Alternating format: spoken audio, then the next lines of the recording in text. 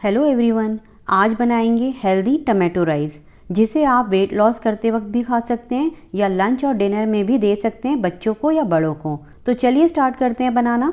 तो tomato rice बनाने के लिए सबसे पहले एक पैन में 1 टीस्पून घी डालेंगे। जब घी हल्का गर्म हो जाए तो डालेंगे हाफ टी स्पून सरसों और 1 पिंच मेथी दाना। मैं वेट लॉस के लिए बना रही हूँ तो इसलिए मैंने इसमें 1 टीस्पून घी का यूज़ किया है। आप थोड़ा सा ज़्यादा भी डाल सकते हैं अगर वेट लॉस के लिए नहीं बना रहे हैं।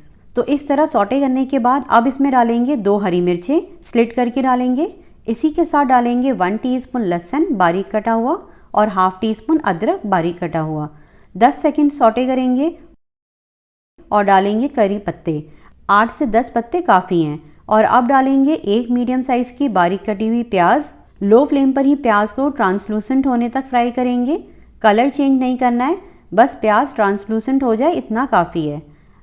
अब फ्लेम लो करेंगे और डालेंगे 2 मीडियम साइज़ के टमाटर का पेस्ट। इसी के साथ डालेंगे हाफ टी स्पून या टेस्ट अकॉर्डिंग नमक, 3/4 टीस्पून कश्मीरी लाल मिर्च। कश्मीरी लाल मिर्च की जगह आप नॉर्मल लाल मिर्च भी डाल सकते हैं। अगर आप नॉर्मल लाल मिर्च डालें तो हाफ टी स्पून काफ़ी है। और अब 1/4 टीस्पून हल्दी पाउडर डालेंगे और अब इसी के साथ डालेंगे 1/4 कप पानी, ताकि मसाला भुनना ईजी हो। अब मीडियम हाई फ्लेम पर मसाले को भून लेंगे, पानी ड्राई होने तक और टमाटरों के पकने तक।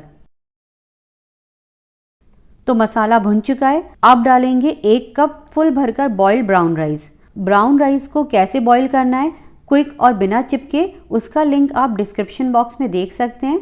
तो मिक्स करेंगे और अब डालेंगे 1/4 टीस्पून गरम मसाला पाउडर और अब फिर से अच्छे से चावलों को मसाले के साथ लो फ्लेम पर ही मिक्स करेंगे।